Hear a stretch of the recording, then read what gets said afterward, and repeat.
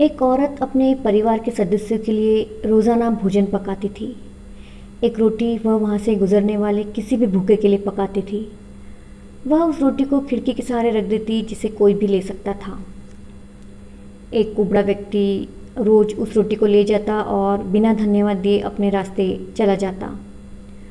वह कुछ इस तरह बड़बड़ाता, जो तुम बुरा करोगे वह तुम्हारे साथ रहेगा और जो तुम अच्छा करोगे वह तुम तक लौट आएगा। दिन गुजरते गए और यह सिलसिला चलता रहा। वह कुबड़ा रोज़ रोटी ले जाता और इन्हीं शब्दों को बड़बड़ाता रहता, जो तुम बुरा करोगे वह तुम्हारे साथ रहेगा और जो तुम अच्छा करोगे वह तुम तक लौट आएगा। वह औरत उसकी इस हरकत से तंग आ गई। मन ही मन खुद को कहने लगी, कितना अजीब व्यक्ति है, धन्यवाद तो कभी देता नहीं है और न जाने क्या क्या बड़बड़ाता रहता है, मतलब क्या है इसका। एक दिन क्रोधित होकर उसने एक निर्णय लिया और बोली, मैं इस कुबड़े से निजात पाकर ही रहूँगी। उस औरत ने उस रोटी में जहर मिला दिया जो वह रोज़ उसके लिए बनाती थी, और जैसे ही उसने रोटी को खिड़की में रखने की कोशिश की, अचानक उसके हाथ कांपने लगे और रुक गए। वह बोली, हे भगवान, मैं यह क्या करने जा रही थी।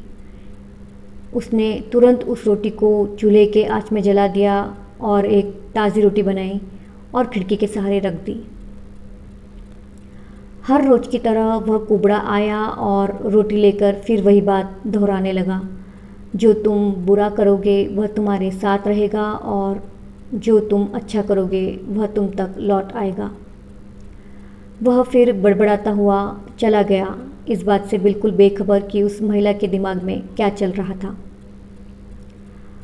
हर रोज़ जब वह महिला खिड़की पर रोटी रखती तो वह भगवान से अपने पुत्र की सलामती, अच्छी सेहत और घर वापसी के लिए प्रार्थना भी करती, जो कि अपने सुंदर भविष्य के निर्माण के लिए कहीं बाहर गया हुआ था। महीनों से उसकी कोई खबर नहीं थी। एक शाम उसके दरवाजे पर एक दस्तक होती है। वह दरवाज़ा खोलती है और चकित रह जाती है। अपने बेटे को सामने खड़ा देखती है।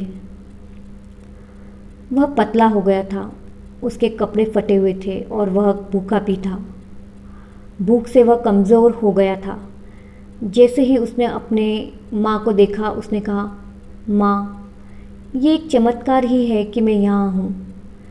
जब मैं 1 मील दूर था, मैं इतना भूखा था कि मैं गिरकर मर गया होता, लेकिन तब एक कुबड़ा वहाँ से गुज़र रहा था।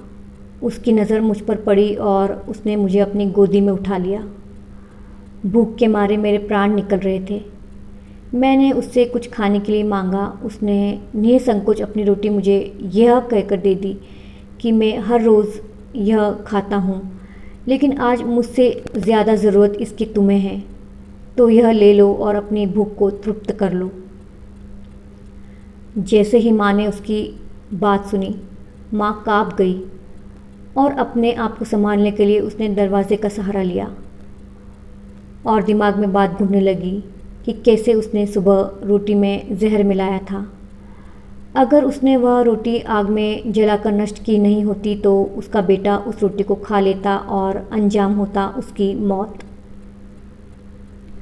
अब उसे उन शब्दों का मतलब बिल्कुल स्पष्ट हो चुका था, जो तुम बुरा करोगे वह तुम्हारे साथ रहेगा और जो तुम अच्छा करोगे वह तुम तक लौट आएगा।